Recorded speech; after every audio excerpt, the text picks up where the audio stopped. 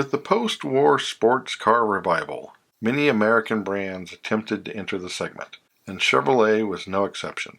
The car was based on a shorter 102-inch wheelbase version of the standard Chevrolet with a fiberglass reinforced plastic body. The name was expected to start with a C and not be an animal, so Corvette was chosen. Although it means basket, it was named for the small military escort ships. The car was a short 167 inches long and used the same 235 cubic inch straight six as other Chevys at the time. But with a tri-carb setup, higher compression, an upgraded cam, and dual exhaust for 150 horsepower. The 2-speed Powerglide automatic was the only transmission, and prices started just under $3,500. First year production was limited to 300 cars. Only white convertibles with a red interior and a black top. The car could do the quarter mile in about 18 seconds, or nearly 3 seconds quicker than Chevrolet's Bel Air Sports Coupe of the same year. For 1954, new colors were available: blue, black, and red, and production expanded, but poor sales meant that only 3,640 were made.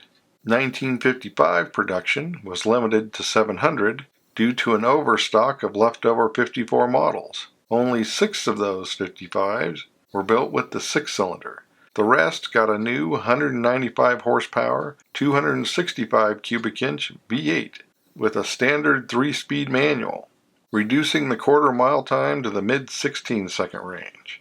And prices dropped below $2,800 for the 6 and just under $3,000 for the V8. The 1956 Restyle arrived with real glass roll-up windows, a better top, and available two-tone paint. The 6-cylinder was gone, and the V8 was now offered in a base 210 horsepower form or a cam 225 horsepower version. Length was up about an inch, and prices back over $3,100. Several upgrades arrived for 1957, including optional 4-speed and heavy-duty suspension and brakes. But the biggest would be the new 283 V8 with optional mechanical fuel injection. The base version was 220 horsepower, while the top fuel-injected version produced 1 horsepower per cubic inch for 283. Just over 1,000 fuel-injected models were made for 57, or nearly 1/3 of the total, in spite of it pushing the price above $4,000. 1958 got another style update, in and out, with quad headlights and fake hood louvers. Starting in 1959, the fuel-injected engine could be had with the 4-speed, now with a reverse lockout T-handle. The rear end was restyled in 1961, getting the duck-tailed treatment that would carry into the next generation, and was the first year with the dual round taillights that would become a Corvette trademark. A new 327 cubic inch V8 would arrive as the only engine for 1962, ranging from base 250 horsepower to up to 360 horsepower with fuel injection. Two-tone paint was no longer available, but stainless steel rocker trim was added. The first all-new Corvette arrived for 1963 as the Stingray. Production was split about 50-50 between the convertible and the new coupe. The coupe had a boat-tail design with a split rear window. The cars had electric pop-up lights and no trunk, the only storage area being behind the seats. The fuel-injected 327 was up to 375 horsepower in top form, and electronic ignition appeared as an option. And no longer being based on the standard Chevrolet, it now had 4-wheel independent suspension. Wheelbase was down to 98 inches and length up to about 175, while weight was relatively unchanged at 3,000 pounds, or about 200 pounds more than the original 6-cylinder model.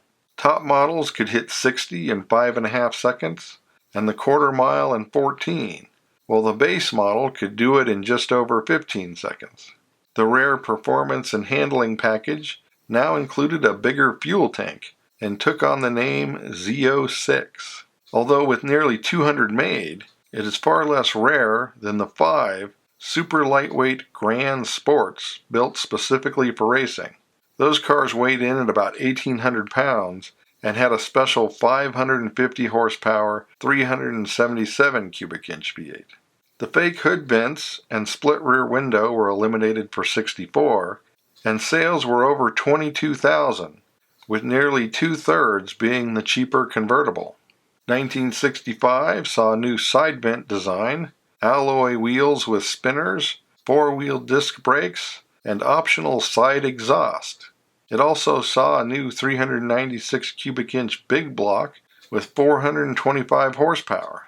It was $250 less than the less powerful fuel-injected 327 and was half a second quicker, but got worse gas mileage, making it the last year for the fuel-injected 327. But carbureted versions carried on with 300 to 350 horsepower versions. The 396 would be replaced after 1 year with a 427 in 390 to 425 horsepower configurations. 1967 got new side vents again, and a super rare 435 horsepower L88 427. The third generation Corvette arrived in 1968, and Stingray became one word instead of two. Bodies were now convertible and a notchback with available T-top. The battery was moved behind the seat, and it still didn't have a trunk. It no longer had vent windows, but the fender side vents were functional. It had flush door handles, and the pop-up lights were changed to vacuum. Prices were still starting under $4,500, and sales had climbed above $28,000. The 327 was replaced with a 350 for 1969, ranging from 300 horsepower for the base model to 370 horsepower for the LT1. The L88 427 was discontinued after only 216 had been sold over 3 years, and it would be the first year that the coupe outsold the convertible. 3 special edition black and gold 427 Corvettes were made specifically for the Apollo 12 crew, officially a $6,000 car, but like other Corvettes, was leased to the astronauts for $1. The ZR1 racing package with upgraded brakes, suspension, and stabilizer was added for 1970, and the 427 was replaced with a 365 horsepower 454. The 350's horsepower would drop in 1971 to 270 for the base model and 330 for the LT1. But for 1 year only, the 425 horsepower LS6 454 was offered in the Corvette, and 188 were sold. Suggesting changing trends in the segment, half of new Corvettes were ordered with air conditioning that year, while none were ordered with the heavy-duty racing 4-speed, putting an end to that option. As with everything, 1972 saw the move to net horsepower ratings, changing to 200 for the base L48 350 and 255 for the LT1, while the 454 was rated at 270. The ZR1 racing package was still offered, but only about 50 a year were being ordered. 1973 got 5-mile-an-hour front bumpers with a polyurethane cover, but retained the traditional chrome rear bumper until the following year, when the addition of isolating body mounts and radial tires made the cars more civilized. It was the last year of the 454, and the 350 was down to 165 horsepower to 205 horsepower version. But even with all this so-called detuning, the 6-year-old Corvette was generally still considered the most well-rounded sports car on the market, and both prices and sales continued to climb. Over $6,000 and $30,000 in sales by mid-decade, and the convertible would go away. The Stingray name would be dropped for 1977, and it got an updated interior with a shorter steering column and expanded audio options. The notchback was replaced by a new bubble back window for 1978, and there was a 25th anniversary edition in two-tone, as well as a pace car edition. The L82 350 brought horsepower back up to 220 with a 16-second quarter mile. 1979 saw sales peak at nearly 54,000, while the starting price was over $12,000.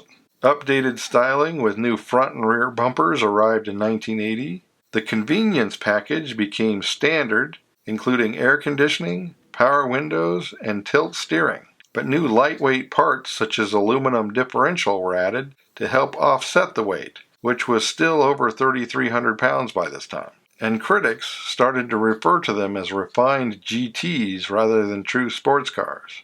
California cars got a 180 horsepower 5-liter 305 cubic inch V8 to meet higher emissions regulations, and introduced a 4-to-1 stainless exhaust and a computer control system that would be applied to the 350 the following year. The final C3 Corvette of 1982 featured a collector's edition with unique paint, a frameless hatchback, and introduced crossfire throttle body injection. The focus for the C4 was reduced weight, being almost 200 pounds lighter than the outgoing car. 43 pre-production Corvettes were produced with a 1983 VIN, but none were sold to the public, and all but one were destroyed. It remains in the National Corvette Museum. The new design was a more functional hatchback, and wheelbase was down nearly 2 inches, while length was up about the same. The fuel-injected 5.7-liter 350 cubic inch V8 produced 205 horsepower and was backed by a 4-speed manual with automatic overdrive, or a 4-speed automatic, making the car good for a 15-second quarter mile. Prices were nearly $25,000, and first-year sales exceeded $50,000, but would drop rapidly. Power was up to 230 horsepower the following year, cutting another half a second off the quarter mile. The convertible returned for 1986, along with another pace car edition, and then it gained another 10 horsepower for 1987, followed by a 35th anniversary edition for 1988 and a 6-speed manual for 1989.